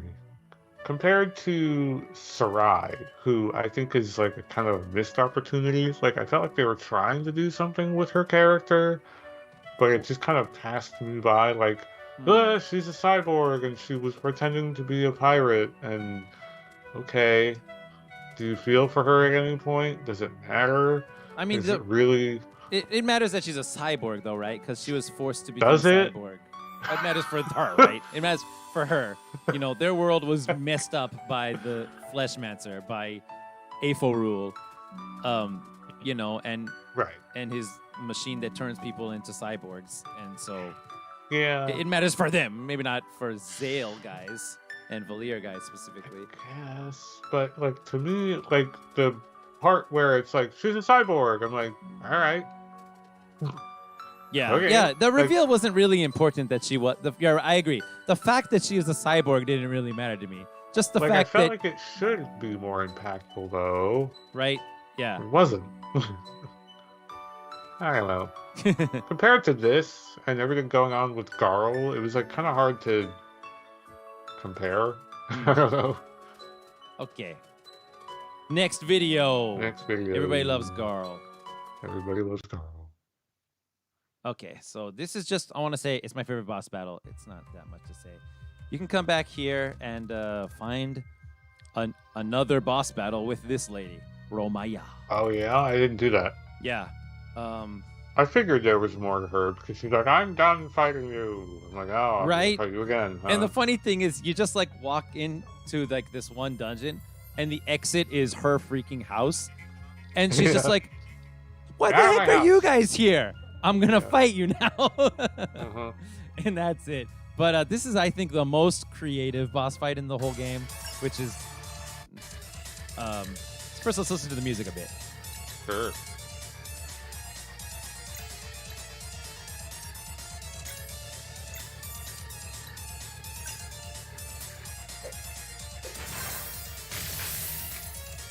So you can kind of hear this is supposed to be a heavy metal song, and I think that's pretty cool. There are a few songs like that. It's kind of hard to tell that it's metal because they intentionally made it. They could have put something closer to real guitars in there, but it might have clashed with the overall style of all the rest of the game and the music. So they intentionally used MIDI-ish sounding guitars. so we can look forward to all the guitarists out there making heavy metal versions of this song on YouTube. Yeah. But I think this is the most unique boss battle out of all of them. Okay. She has a pile of bones and a pile of flesh with her, and they got tons of HP. Yes. And she uses them to summon more guys and more things. So she summoned this other guy, and the really kind of mind blow part is that pillar of bone. When that's up, it has 100 HP, and you can't attack her. You can't target her at all. And you hit it once with whatever. Am I gonna hit it or what? Am I gonna hit it or what? Hit that. Hit that. Is it 100 damage? I got 200 damage, but it doesn't matter. There's 2 more levels of Bone Pillar. I still can't touch her. And meanwhile, she's like summoning more zombies, dude. Gotcha. So I thought this was the most creative. Just the Pillar of Bone specifically was the most unique thing in any boss fight in this game. Because even though the battle system is unbelievably solid or tight, solid and tight are words to describe this game's combat, is it not? I agree. Right? Yeah. Nothing really crazy happens overall most of the game. No. Or anything really too different either. Right. I think this is as different as it got. And so, I tried to like move things together, and maybe it would move her off of that thing. It didn't. And as you can see, I can't target her. No. Yeah. So I thought this was a really cool boss battle. Yeah, the positioning is, like I said, it's a deceptively important piece of this game. And, she jailed you. Yeah, and this is another thing she can do. She can summon a bone jail. Now he doesn't get any turns until you break this. It's like another unit. And and it's minus one of your units until you destroy it. That's freaking awesome. Pretty cool. There was another enemy that jailed your party members. I forget which one. Was there? I think it was the final boss, wasn't it? She put you in like a diamond or something. It might have been. I forgot about it. But the one of the criticisms I remember hearing about the game was the combat doesn't really evolve or do anything different over the course of the game. And I'm like, does it need to? Like, it's kind of doing everything it needs to do. Like, what else do you want this to do exactly? I mean, unless like the criticism is generally like it's not hard enough. I'm like, all right, maybe not. But I died a few times. So for me, it was hard. Yeah, right. I just died a few times too. So yeah, for me, in general, I don't feel like combat needs to quote unquote evolve, whatever that entails exactly. But in lieu of evolution, I want getting stronger to happen. And this game, it doesn't happen much. You can't really grind. It's got that whole system in place where like once you go up a level, enemies start becoming worth less experience than they were before. And in this particular game, I think I don't like that. I don't think it bothered me in Super Mario RPG, but it sort of bothers me in this game. They did the thing that we always talked about where like, I'm sorry. They did the thing where they made the level cap basically out of reach. Because once you get to like the level cap I hear is level 30. I hear that once you get to like level 26, the strongest battle in the game is like only worth a few hundred, and you need 100,000 experience points. So fight that over and over again, I guess. I made a total mistake. Oh no! Did you see that? Yeah. Freaking! I'm standing over here. I didn't know it was gonna hit the cage right in front of me, and so I wasn't ready. Man, look at that lock though. Oof. Impressive. At least they give you 4 rounds to break 4 turns. That's a lot of turns. Yeah, 4 turns. Yeah. That's Okay. a lot. So this was my favorite boss battle. There are a couple other really cool boss battles in the Colosseum, though. Oh. You didn't do that. I didn't show I you. did not do the Colosseum. Yeah. Okay. So now we're getting into spoilers. You ready for spoilers? I mean, we've already spoiled a lot of things, but I mean spoilers for you personally that you didn't see. Sure. Let's do it. So you 100% of the game, as you had said. I have not. I did. I would say I did. Maybe I'm not even sure at this point what percentage, but I did some extra. Well, for example, how many conch shells did you find? Jeez. How about. many are there? There's 60 Jeez. total, and the second to the last Think about half. reward is for 45 of them. Yeah, no, I think I did 30 30 something. something. Okay, so okay, yeah. So you only found a little more than half, 2/3 or so of them. Yeah, I think. Yeah. Sorry. What you were talking actually, not me. I'm trying to go back to what I was saying, but I wasn't saying anything, was I? You were saying. No, You I was just explaining before you went on that yeah. What else did you do besides looking for conches? I did some of those overworld like puzzles with the solstice, whatever they're called, With the solstice, moon and the sun. solstice tombs or whatever the hell they're called. Yeah. And did you so you went underwater and fought like the underwater sea slug boss? I did. That was fun. That was a fun fight. Yeah. Yeah, I want to say they did side quests really, really well in this game. The puzzles to get those rewards were fun. Like they were like you were saying, they were kind of like, I don't know, perfunctory is a little insulting of a word to use, but like they were frictionless. Like you kind of knew what to do once you looked at it. You're like, Yeah. all right, here's what we gotta do. It's just a matter of doing it. Late game, you get the ability to just turn into a ball of light and fly anywhere. This That's awesome. was really good. Right. Like I knew they were gonna let you fly at some point. Like they gotta. There must be. Right. But I didn't Because think it was there are gonna be, like, islands that you good. can't dock with the ship, so you're waiting for that moment, right? Plus, turning into conches before you can fly is a pain in the fucking ass. That's right. Exactly. You know that? And I was like, this has to be easier. Like there must be a way to get in there more directly. Exactly. So right now we're going. Yeah, I'm going to like the main final thing in this game. What? It's in the Moorlands. That's Oh yeah. Here it is. I went here and then they show you some like hints, right? Like they show you some people. Ah, you got I it. tried to get away from it. Ah. Yeah, so this thing does exactly the same thing as Dragon Quest VIII did, where you beat the game, you're not completely satisfied with the ending, and also after that, at the very end, after the credits and everything, it shows like a random place on the world map that you think, what, something's there now? And so we're coming up to it right now. This thing is called the Chronophage, I think. Oh boy. And there it is. Okay. So we passed this thing the first time we came through did, the yes. Moorlands, and you probably thought, "What the Yes. heck is this thing?" Right? Mhm. And so here it is. This is the whole side quest system and the post game system. You beat the game. This first one lit up for you, I think. I Right. think so. Right?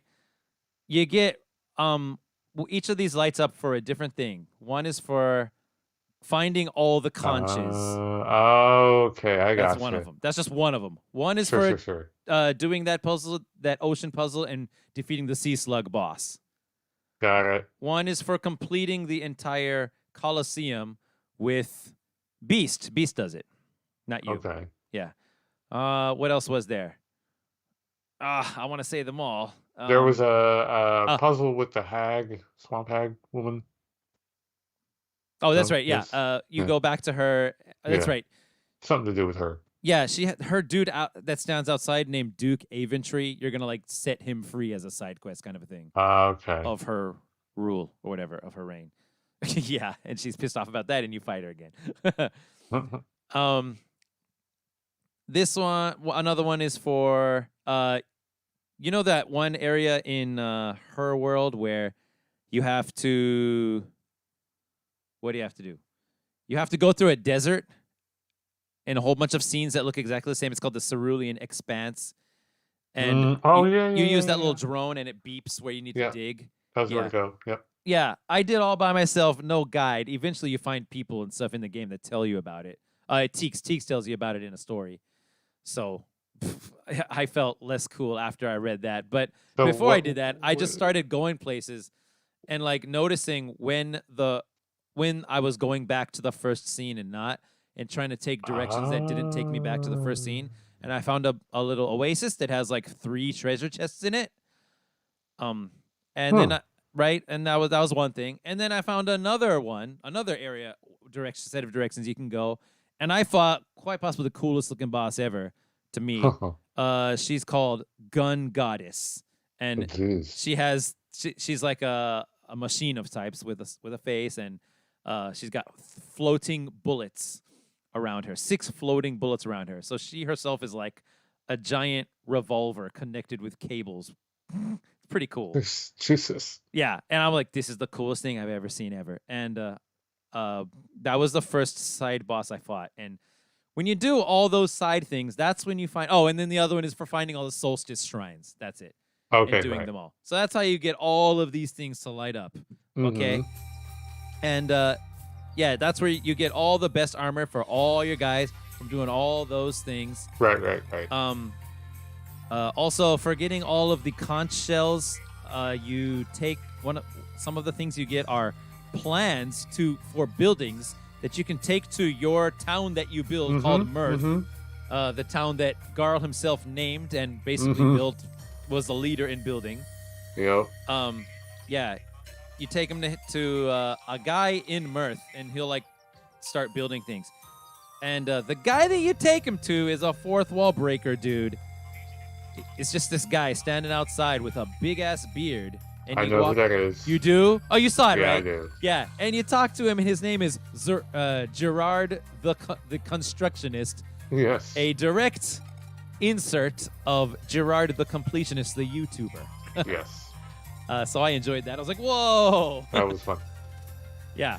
And so you can build a few things, and yeah, you can get some more ultimate things there for doing that. One of the main things, I think, though, my favorite thing there was you build a spa. You have to go all around all the towns to find the person who's going to work at the spa for you. That kind of is annoying. I don't think you can get any clues as to where that guy is. You just have to talk to everyone.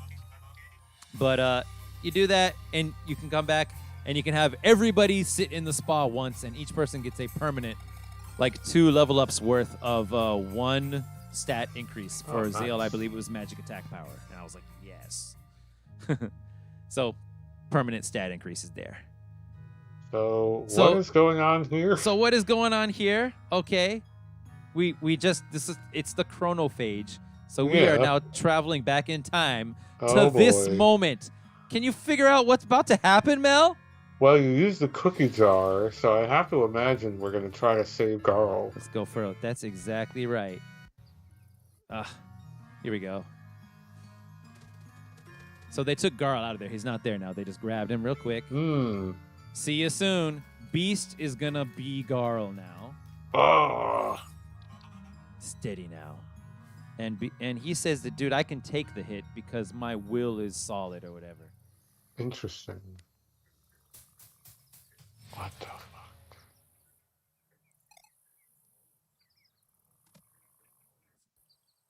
Gar's laying on the ground, and we wake him up. You did it! And he's back to life. I mean, he didn't take the hit at all, so he's fine. Right. Yeah. And now they do a really weird thing with the timeline thing here. We went back in time to get him and get him out. What he should be saying now is, so we're going to keep going on with the mission, right? Kind of a thing. Like, we beat those guys, didn't we? Good job, guys, or whatever. Like, you shouldn't remember what happened or something, right? But he's like, dude, I saw everything. You did everything and then came back in time and replaced me. Like, how did he see that? I don't know. That doesn't make any sense. But whatever. That's what they did with it. Huh. And then, yeah, where Garl's grave was. This is crazy. Right? You can get Beast back. And you have all 6 guys now. And I took Garl to the spa after that to get his free stat up. Yeah. And, yeah, I was stoked. I didn't think they'd let us resurrect him. Huh. That's pretty nuts. I didn't think they would do that. Yeah, let's go ahead. Oh, okay. Oh, yeah, okay, this is the spa. Here, I'll let you see Garl get Oh, yeah, see just what it looks like, roughly. Bird lady, yeah. Yeah, it was her. She was the one. And there you go. He's in the spa. And he's going to get, like, plus. Oh, yeah. Oh, so this is the thing. So he soon thought of something he wanted to say to Sarai. And I'm like, what? What's that? Okay. Come on, give me the stat increase. so you can see exactly how much it is. Oh, when is it? Max HP increased by 35. Nice. 35. Yeah, Nice. so that's kind of a lot. Yeah, that's more. That's way more than a level up. Wow. A lot. Yeah. It's a lot. Level up's like maybe like 8. 12 or 8. Was it 12? I mean, the amount you can if choose you is 8. Spec into, I guess it becomes like 12 or 8. Yeah, you're right. Yeah, I mean the one you can choose when you choose an upgrade is +8, but yeah. So anyway, so I'm like, okay, I gotta go into the freaking camp, and I guess talk to Sarai. And what is he gonna say here? Oh right, there's this thing I wanted to share, so I'm not allowed to talk about what I saw on the other side. But when it became clear, oh that's right. So he knows about all this stuff. Okay, he's actually making it clear to us now. He knows about all what happened because I guess Reshan told him all this stuff was gonna happen now. While he was dead or whatever. Okay. So that's why he saw everything, I guess. I asked for a dinner with all my friends at the Golden Pelican. Ah, the fucking Golden Pelican. I was going to wonder if you got in there. Right? Yeah, how does that work? And so we do that. And is this the only way you can get in there? yeah, I think it's the only way, right? I mean, all this stuff you have to do. It's just for that. I thought it wouldn't be. And I didn't think it would be for an ending or anything. Anyway, you go through here, you find this dungeon, you have to get this fish. They're like, catch the fish. And the catch is in the word quote, is in quotes. Okay. And you know, like no matter how much you fish here, the golden fish like won't chase after your freaking reel. Here we go. Boom, boom, go for it, dude. He won't do it. So I'm like, okay, fine. I just ran in there and picked him up. That's what you had to do. Yeah, the hardest puzzle in the game, maybe. Damn. But still, you cleared out all the other fish, thinking maybe that was what you had to do. But you had to just pick him up with your right. With your hand. You like the fishing? The mini game is solid enough, but I don't really care for it because in the end, right? A lot of people said it was awesome. And I'm like, dude, why? Because I guess because it's not a pain in the ass. Okay, fine. So is it for people who just want to enjoy the actual atmosphere of fishing? Even though this is not a fishing game. Right. Like, sometimes the fishing minigame in games can be, like, kind of annoying. And I guess people are just like, it's not annoying. I guess so. Yeah, you're right. Yeah. So anyway, well, the thing that I didn't care for about it was that, like, in the end, there's no benefit to having a bunch of different kinds of fish. Because in the end, they all turn into shrimp fillets or fish fillets. Yeah. So, and I wasn't cooking anymore. I was just selling my ingredients. Right. So, yeah. Anyway, you come in here, you fish this dude out. Oh, my God. Yeah. And he was told by Reshan or whatever to, like, give you whatever wish you want. And you're like, okay, I want to go to the Golden Pelican. And, okay. And so we did that. Now, this is the alternate ending. When you go to the end and you fight with him in your party, you don't have to fight Erlina. You fight freaking Aforul. Couldn't be anything better than that, right? That's what I wanted from the beginning, right? Sure. I mean, in terms of resolution and all that. So you fight him. You still got to fight the World Eater afterwards. But yeah, but you fight Aforul himself. There's nothing particularly noteworthy about the boss fight. It's a little bit hard. He has a lot of attacks that drain your 50% of your HP. So, I mean, just no matter how much HP you have, it's 50%. So there's that, I guess. But yeah, I kick his ass. And, it's pretty funny because he says the same thing he says in the original ending is like, ha ha ha, fighting Solstice Warriors is beneath me.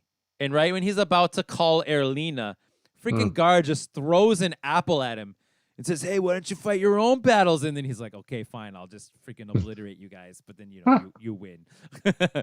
With the power of friendship, I guess. I guess so. And this is the ending you get. Well, there's the alchemist or whatever. The historian. Artificer. Historian Teeks, right? She's old now in this. Right. In this thing. Well, the artificer, which is all the those artificer, people crammed into a robot, which is horrifying. Right, it's 4 people inside of a thing, yeah. 5 people, yeah. And there's Garl. He's alive now. He's living at Mirth. Oh, my God. And yes, it's perfect. And this is the biggest lore aspect of what happens to Gar, I guess, is that. Hold on. Yeah, I guess Elder Garl. There you go. He's Elder Garl, and she's Elder Teeks of Mirth. So I guess they got married, right? I guess. They're both Sure. the elders, right? So that Sure. should mean that, right? And the final scene is they go back to their cave. original Yeah. hideout. He meets them, Aw. and they get this really awesome scene. Aw. And that's the final scene right there. That's cute. That's nice that they give you all that. Right, yeah, and there's more Extra. crazy stuff you can do. One more crazy thing you can do after that. You get this flimsy hammer for doing this, Okay. and you're like, what the hell? And for doing several other things, you get flimsy hammers. You get a total of 4 of them. Mm-hmm. And this is the only thing I had to look up a guide for. Everything else, I Okay. just like figured it out myself. And you go to the crypt place. Did you Oh, realize yeah. that this is like a place for, the backers of the Kickstarter? Yeah, I Yeah, figured that. that's Just kinda because there were just like so many random names and Exactly. like images of people. I was like, yeah, games like this tend to have a place like this somewhere. Yeah. And it's huge. I Yeah. got like lost And in here. Tons of these awesome things. That's Yeah. pretty cool and all. And you had to find the right one. I had to find up a guide. There you go. And you find these Oh walls. man, really? Wow. You find these walls. No. Check this out. There's 4 of these walls that you have to break with flimsy hammers. So you have to find all 4 of the flimsy hammers. The wall looks rather flimsy, and that's my last one. We're gonna talk to this guy, and what is he gonna say? Okay. What is he gonna say? Watch this. It's genius. I mean, it's just a pun, but come on, say it, dude. Say it. Say the thing. I don't know if he's gonna. Here we go. Come on, say it. Say it. Consider it was you that just broke the 4th wall.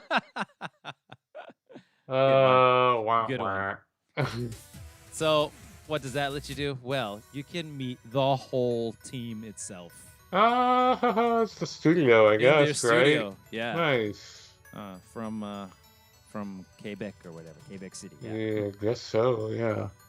And that, my friends, is Sea of Stars. Hmm. Truly is, huh? Yeah. Overall, it's like this amazing game. It's like unbelievably solid, basically amazing game. Hardly Mhm. any flaws. There is one big one, maybe big, where it's like, what's the point of choosing the level ups? There's kind of no point Sure. because I mean, They limit you. They cut you off at some point. yeah. I think in the end, right, you can only get like 5 of each level up. Mhm. And then they stop. So once you get to max level, it doesn't matter which ones you chose Yeah. first. You just get them all in the end. Yeah, you do. And also, you can't choose the same one twice in a row. It won't bring it up into the next level up. So, Yep, I like, they're noticed doing that. everything they can to just force you to have the most balanced build. Yeah. So then just, it takes kind of a long time to do all 5 or 6 characters in the level up screen for Yeah, basically no it's- benefit. Then maybe just Yeah. have them level up already on their own. I agree. Yeah. I wasn't wild about that Yeah. either. But other than that, yeah, it's like a game that has almost no flaws, I would say. But Yeah. despite that, it's like unbelievably solid, really beautiful graphics, really high quality music, no annoying fetch quests, if you will, right? All high quality quests, all really Mhm. cool looking bosses. And it's like, it's just not for me, and I feel so weird to say it. Like, I didn't not have a good time, but Sure. I totally, it's not a game I would play again, because like, I basically I know exactly what I want. There's 2 things I'm looking for in games. I want to level up, and I want to see crazy stuff. Nothing really Sure. crazy happens, in terms of gameplay. I mean, Mhm. and not really that much crazy stuff in terms of story either. Good story, but not crazy, I'd say. Yeah. And you can't level up that much. It's like totally prohibitive in this game. So it's not for me personally, despite being amazing. What a weird opinion to have, right? No, I get it. Like you can recognize quality in the game without it being for you. Like that's totally. I felt like I've been in that boat, and for me, like I think what this game does really well is it provides like a modern take on classic role-playing games that are inspired by it, where in that sense it's like I don't know, older games had a different it's not that they didn't respect your time, it's that they had a different respect for your time Hmm. because the expectations were different. How people played games were broadly very different. The market was different. Like who played games was different. Hmm. Today, I felt like a lot of the design changes compared to a game like literally Chrono Trigger, Right. uh, when comparing it to this game, are like, well, all right, how many breaks between games are you going to take? Probably a few, Oh like the yeah. average person who bought this game. And, like how uphill should the experience be? Right. It's a very smooth, gradual, steady Hmm. progression on an incline. Like Indeed. it's like a barely an incline, Right. and it's Yeah, you can't really say like the end was way harder than the no, beginning, right? Like it the isn't. first boss can kill you just as easily as the last boss. Exactly. It's not, and some games do it the reverse, where it's really hard in the beginning and then you turn a corner and you get really strong. Right. And that doesn't happen either. It's just like this very, very minor incline in everything. It's a Right. little more involved. It's a bit, it's a little more difficult. There's a little more on your plate in terms of you have to switch your parties out in combat to break blocks and stuff, and the group Yeah. combo is a little bit more, and the stuff you can cook is a little bit more, Yeah, and it's just a little bit more as it goes. Yeah. as it Just like you goes, say. and the items you get, the rings or whatever, a little more interesting, and that's it as far as combat goes. And they're clearly not expecting you to grind at all. Indeed. It's designed, to It's your point, prohibited. not. Yeah. They like try to prevent you from doing it even. Yeah, I did one I did Wraith Island main dungeon twice and like Mm, just to see how strong it's gonna make me and didn't really do right. much. Yeah. So it was, I think, very much designed for people who have less time to play games, people who played games like these when they were kids, Yeah. and that I think produces a very different experience. It's It it's does, yeah. it's I don't know, a nostalgia play sounds like like a detriment. Right. I mean that in The- just like the literal way. It's aiming at people who played this type of game right. when they were children Yeah. and who are now adults who Right. Yeah, do not have that time anymore. it's not a cheap nostalgia No, grab no, or no, no. whatever you would call it, right? It's a very it's a high skill it's a quality quality game. game, but Hmm. they did want to have nostalgia involved in it. Yeah. Absolutely. Like, there's no separating that this game is for people who really loved Chrono Trigger, Paper Mario, or the Mario RPG Mario game, RPG, yeah. and Final Fantasy broadly, Hmm. um, who want a modern sort of, with all the modern conveniences, they can auto save, dynamic difficulty, Yeah, settings. Yeah. no Remote. grinding, Exactly. stuff like that. Enemies on the field, so no random encounters. Yeah, no random encounter enemies don't come back, which even Chrono Trigger didn't do. They came back. Right. um, so, for me, this game I think excels in being that, which is a Hmm. specific thing. Indeed. It excels. They did what they achieved. They achieved what they were going for, I think. Yeah, So, but to say that it's not, what you're looking for, it's totally fair. Like hmm.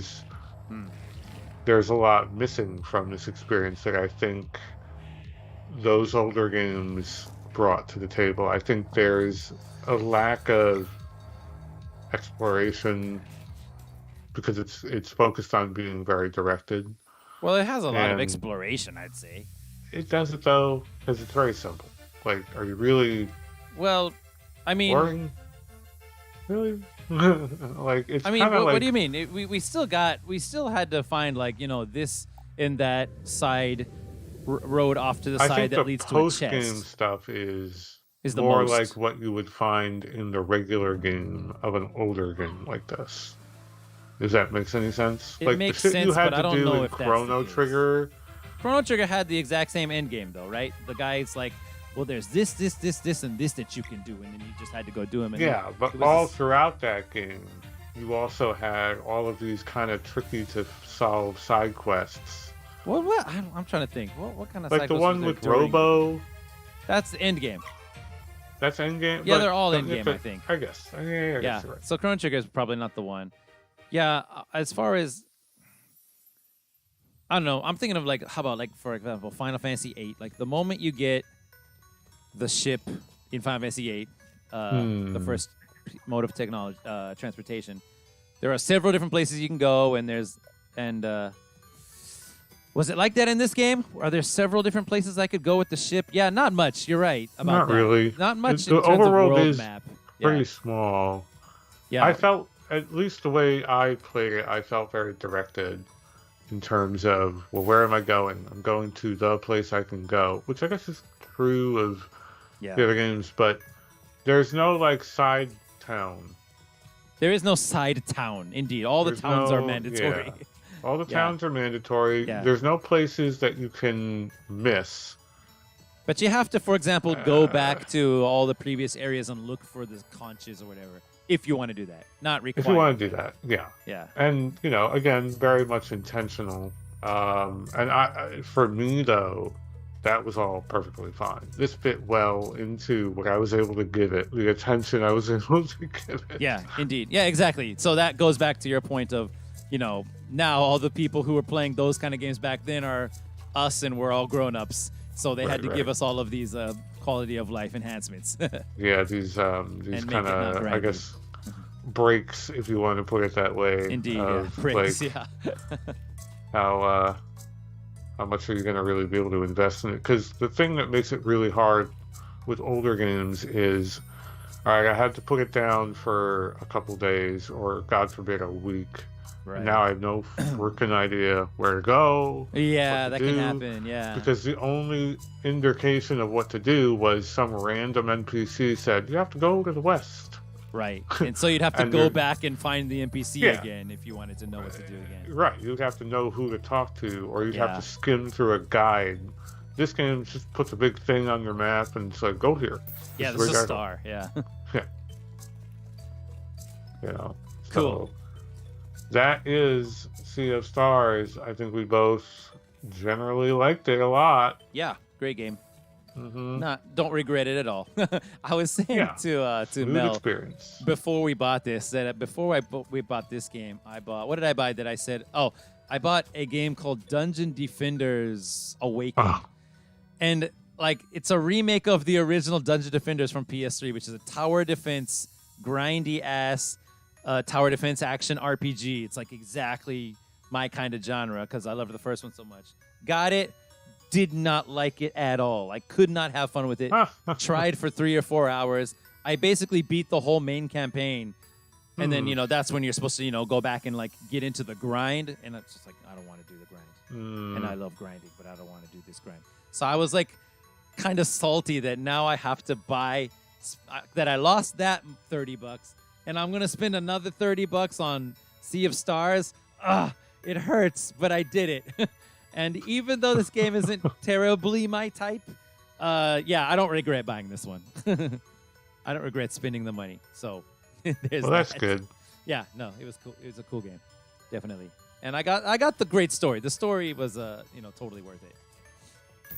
So, what do we want to do for the next episode, Mel? Do we want to do the original plan? Yeah, let's try to aim back for the original plan, which was Alundra. Alundra, which is way harder than this game. Yeah. I'm a good chunk through it, not like super long. I forget where I left off. I have it in my notes where I left off. But Have you gone through, for example, I wonder if I can like jog your memory, a crypt, Lars's crypt? It's like one of the earliest, it's like the third yeah, or fourth dungeon. You did that already. I think I did that. Yeah, And you had to Lars. solve the puzzle of the 5 saint gravestones where you have to talk to them in the Yeah, right order. yes, Okay. I did that. Okay, cool. Well, So I think that's like that's still pretty early on. that's very so- early on, right? Yeah. Yeah, the, yeah. The only other real, I mean, you've been through one of the main player filters of the game is right there. The other main one, the other really big player filter is like the Desert Palace or whatever it's called, Desert I Temple. think I'm Desert at a Palace. desert now. Yeah, it's unbelievably long, and like you go to it like, it's just really really long, and then right after that there's like another dungeon immediately too, so it's gonna fatigue you as hell. If you get past the Desert Palace and you get back to town and start watching the next story cutscene, you're basically past the hardest of the player filters, as they call them. And you're ready to see this game all the way to the end. Not that it's gonna be easy, but Sure. but yeah, you know, that's like the big moments, I think. So you can do it. Maybe you can do it. I hope you can, because we've only got 2 more really really important games each to play Right. from each other's list. True. You know, that we've hit all our favorite best ones of all time. So there's this True. one, and then there's my last one is going to be a you're definitely going to like that one. It's an RPG. It's got a good battle system. I promise you'll like that one for sure. I think we're both gonna like each other's top pick. Yeah. Okay. So I guess we can outro this out. All right, let's Go ahead, outro Mel. it. You're the host. Yeah, I'm the host. So that leaves me to say thank everyone for listening and watching, or both. If you like the show, please do all the normal things that you would do. So far, I have to shout out, we don't do it enough. Quite a lot of you, in my opinion, have already done so. And we really thank everyone who has already subscribed. Over 1,000 of you. Yeah. That's really nice. Thank you very much. Really appreciate it. Yeah. And, you know, just commenting or watching whatever we put out is very helpful, and I really do appreciate it. We don't do a lot of social, I certainly don't do I do a any little social media outreach. Yeah, Zoltan, you do a little bit. So it really relies on just kind of, I guess, the algorithm and whatever you guys kind of do to make that work. So again, you know, we thank you for that. And yeah, Alundra is going to be back on the menu. Look forward to that at some point. You know, we don't have a regular release schedule. Zoltan tends to do some videos whenever he's able to get his ideas out there. I also have a couple ideas I still have in the hopper that I want to do, but I'd rather get the main things out of the way first. So Alundra is going to be on the menu for me. And that's going to be it. Zoltan, you got anything else? Nope. Thank you very much, everyone, for watching, and I hope you had a great time. And look forward to Alundra, please. Yes. Thank you all. Have a good night. Good night.